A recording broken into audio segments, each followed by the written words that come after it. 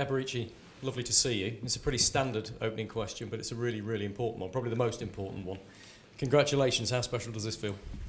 Thank you. Yeah, no, it's big. Something I've been working towards for a long time.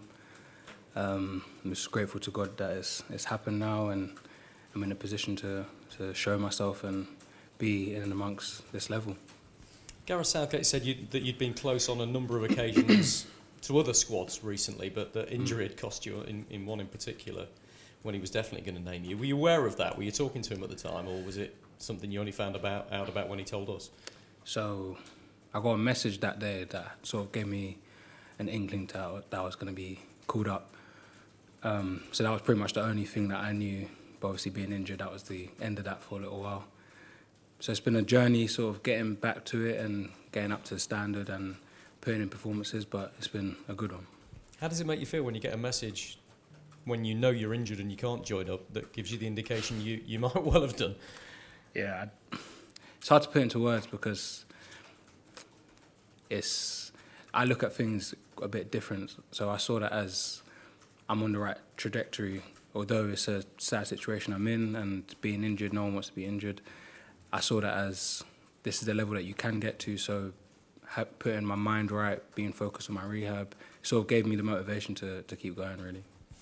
Yours is an incredibly competitive position in this England squad, but you'll be aware that Manchester City have done quite well recently and they've had a bit of a party, so we don't know how many of those guys are going to be included in this first game against Malta. Does that give you greater hope that you might be able to make your debut against Malta? Potentially, I think my main focus is obviously training well, doing what I can do, being the best version of myself, and whether I play or not, all I can do is what I can do. That decision's for Gareth to make. It's funny though, isn't it? We all clamour for you to get into an England squad, the Crystal Palace fans do certainly anyway, and then you achieve that, and then the next question is suddenly when are you going to make your debut? Is that how it works from a player's perspective? Do you start thinking, okay, I've achieved something, but I want to get in the team?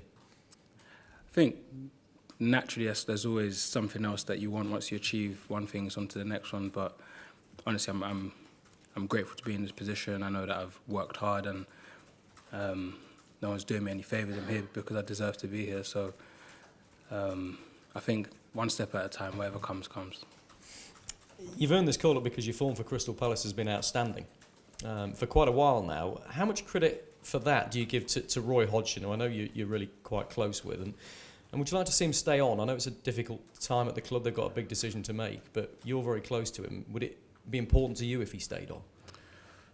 Yeah, I'm very grateful to Roy and Ray for for all that they did, helping me sort of regain form and putting in performances. They helped me massively with my mental state as well. So hugely grateful to them. In terms of them staying on, I don't know. That's not my decision. So it is what it is. I think my main thing is to focus on myself and what I can do, whether it's them or whether it's someone else, and improving every day. So we'll see. Slick sidestep there, mate. Well done. That Malta game is 19 days after the end of the Premier League season, so it's a bit unusual for you when you make your first call-up. What have you been doing with yourself for the last 19 days, the last nearly 3 weeks? Is it difficult to kind of finish your season but then know you've got to go again? Yeah, a little bit. You sort of need about getting a balance. You want to obviously rest a little bit because you've had a long season, so try to get away for a short period, but then also get back to training because you've got to prepare for such a serious camp as well. How far away do you feel from the player the day you got injured in training, came in to see the message that you were due to be in the Euro 2020 provisional squad, I think it was? How far away do you feel from that player? Yeah, it's as I said, it's been a long journey, it's been a long road. I know that I've improved in sort of all round as a person, as a player. And I don't know if I would be in this position now if it wasn't for that injury. So I sort of see it as that's just part of my journey, part of my story, and I'm grateful that it happened how it did. Who have you spoken to for advice before joining up for the squad? You play for an ex-England manager as well. Yeah, he's been very, very helpful as well, advised me all the time. He's got insane wisdom. So it's good to talk to him and to hear what he has to say. Obviously, the people around me, my brothers, my sister, my family, they're very helpful as well, and sort of keeping my mind right and knowing that I'm in this position for a reason. So sort of keeping focused on that. You're in the squad with some of your club teammates, Sam Johnston and Mark Guehi. I saw you come up for training with him. Have you spoken to him about what it's like to join up and to be an international player? Yeah, he's been talking to me a bit about it, about what's how training is, how things are around the place, and yeah, he's helped a lot as well in terms of making me feel settled, and because it's obviously a new environment, you're still getting used to things. But yeah, no, it's all a good experience. I've spoken to lots of people about your journey in football and in getting to this point, and a lot of people say your character is a real plus point, but something that's probably underrated is your resilience. You've had to go through quite a lot. How do you think that's helped you get to this point? Yeah, again, it's another part of my story and my journey, and I know that without those setbacks, without those difficult moments, it's hard to grow and it's hard to become the person that I am today. So I look back at those memories like fondly, because I know that it's been the shaping of who I am.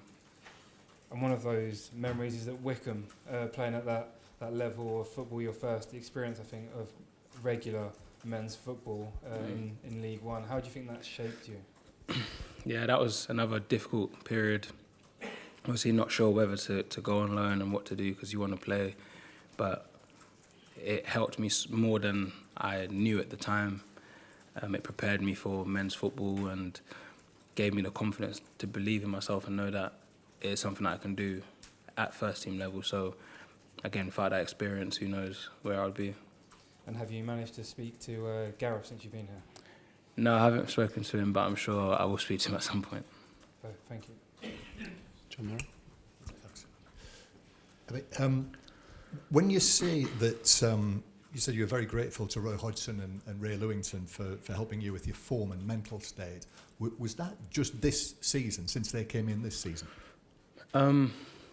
Form more so, yeah, this season. But from the first day I met them, they've been sort of improving me as a person, as a player, and helping me grow and understand more about the game itself. And I feel like it's just opened my eyes to more, and I feel like I've grown so much because of them. So yeah, I owe them a lot.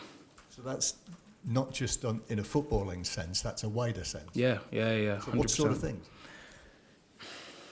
I'm not going to go into detail about it, but just as a person, how to carry yourself and how to see things, understanding that it's not about as much the short term, it's about long term, and thinking about making decisions that will best serve you long term. And I think that's something that stuck with me from when they spoke to me about that. So, and it's put me in good stead now.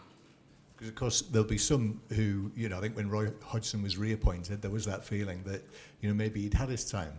You would say no. Well, you could see from what he did throughout all that time, towards the end of the season, how effective he was, the influence that he had on the players, and the mindset, the confidence, the freedom that we all had and played with. It was something that we sort of hadn't experienced for a little while. So again, I'm hugely grateful to them. Do you think people on the outside would be surprised if they could see the effect that he has in that way? I think you could see in the performances every weekend the confidence that we were playing with and the freedom that we had. But for sure, day to day, seeing him around the place and seeing how he takes to each individual player, and it's a lot, man. So again, I'm grateful. I see him as someone that's helped me so much, that's put me in a position to express myself. And again, without that sort of opportunity, I'm not in this position here. Just one other thing. When was it that you decided your international future was definitely with England? Boy, I don't know. When I actually decided, I think I received the call, and I felt like it was the right decision to make, and I'm very, very, very happy to be here. Thanks, John. Do you have any more in the live section? No, just James Ollie here. Thanks, guys. Hi there. Just following on from that, there's been a lot of talk about whether you might play for Nigeria. What have been the decisive sort of factors for you in choosing England?